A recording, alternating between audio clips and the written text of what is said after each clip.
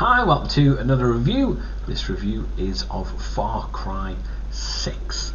Now, Far Cry 6 is expected sometime this year on PC, PS4 and 5, Xbox One, Xbox Series X and possibly Stadia as well.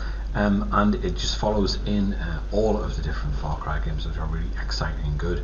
It follows in the process of being something really different and new, although it is set in a tropical environment in some respects, which is what some of the Far Cry games have done in the past. So Far Cry takes place in this fictional Caribbean island called Yara, which has been inspired by Cuba and the Cuban revolutions over the past and past history gone.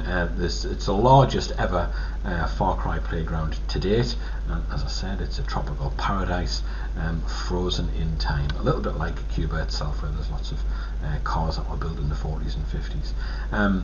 So the island of Yara encompasses a mixture of jungles, coastal towns, farmland and urban environments, which is like a city-town kind of environments as well, all for the player to actually explore and do anything you want, which is absolutely fantastic.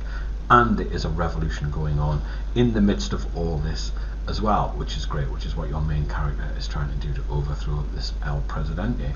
So the island of Yara is ruled by El Presidente, as I've said, which is Anton Castillo, who is played, as you can see here, you might recognise this gentleman's face. This is Giancarlo Esposito from famous shows as Breaking Bad and Better Call Saul, which is one of our favourites at home. He's a fascist dictator and he's got full control of the island. Now Castillo is guiding his young son Diego here, played by Anthony Gonzalez, who just to ensure his future and get him to follow in his footsteps. Actually, in this scene here, as you may have seen in the trailer, he's actually given him, he's only 13, he's given him a hand grenade, which is just quite incredible that your father would actually want to give you a hand grenade to throw at a crowd of people, but there you go. So Esposito described his character as a leader trying to empower the people to understand they need strong leadership now, but they're stuck in the middle of a revolution, as you can see here with all these AK-47s going off in the crowd. So his father is a dictator before him as well, his father, and he wants to empower the people to take their country back. And as you can see from some of these scenes from the trailer, it is the midst of a proper revolution. People on the street throwing Molotov cocktails, petrol bombs for the rest of us, and obviously riot police keeping the crowd back, trying to save El Presidente so they can't storm his building and everything.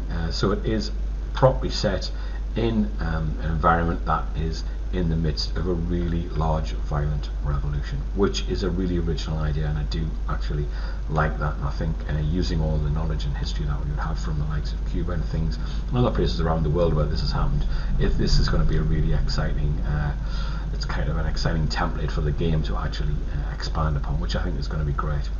The goal is to use the resources to find within the country and survive without outsiders to come and co-opt their scientists, their intelligent property, the intellectual property for all the things. So he wants to keep all of the money within the country, so the country actually owns all of the things, which is actually a good point for such a small island as well.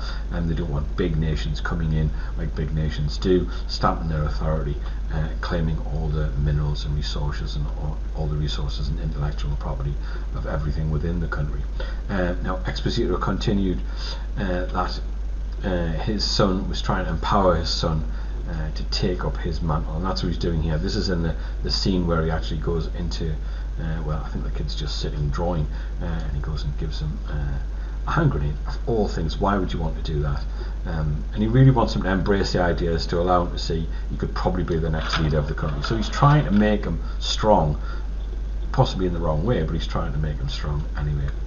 The production for Far Cry 6 has been going on for a long time now. It's been going for about 4 years, and it's when this trailer was put out back in July.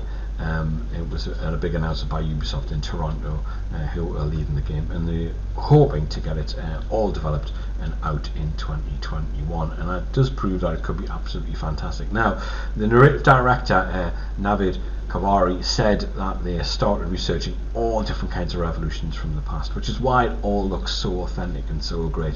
They came across the idea of a guerrilla revolution such as the Cuban Revolution, in which numerous ideas would drive the player's character into fighting against the repressive government. So there is lots going on there, and it will look really realistic in that sense, which most games obviously do, but this is a really good original idea. I do like it.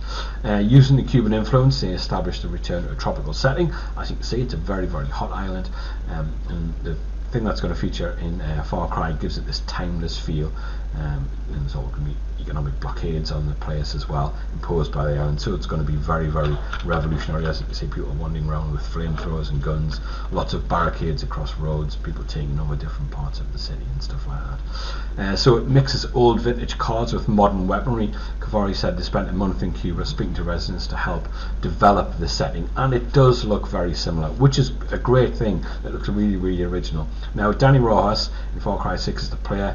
You can play Danny as male or female. He's a guerrilla fighter aiming to topple the tyrannical, even if I can get my words out, trying to topple the tyrannical regime.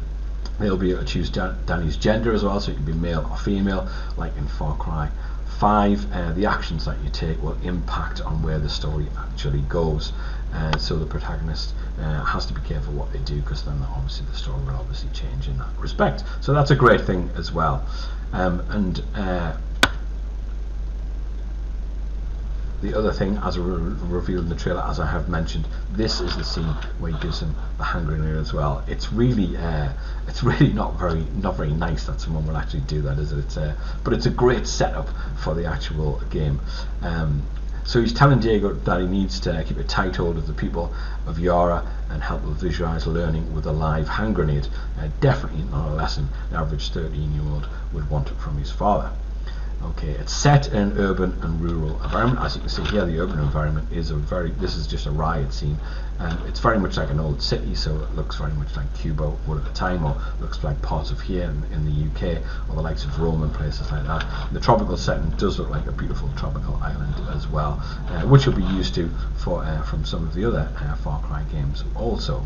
So there's various other things that are back as well. You've got Fangs for Hire, which is this little adorable dash hunt as well, called Chorizo, and you will do anything to actually defend Chorizo, and he will help you with all different kinds of things. So that's a really great part of the game that has returned as well. So that is Far Cry 6. It looks like it could be onto another winning formula. Thanks very much for watching. Cheers.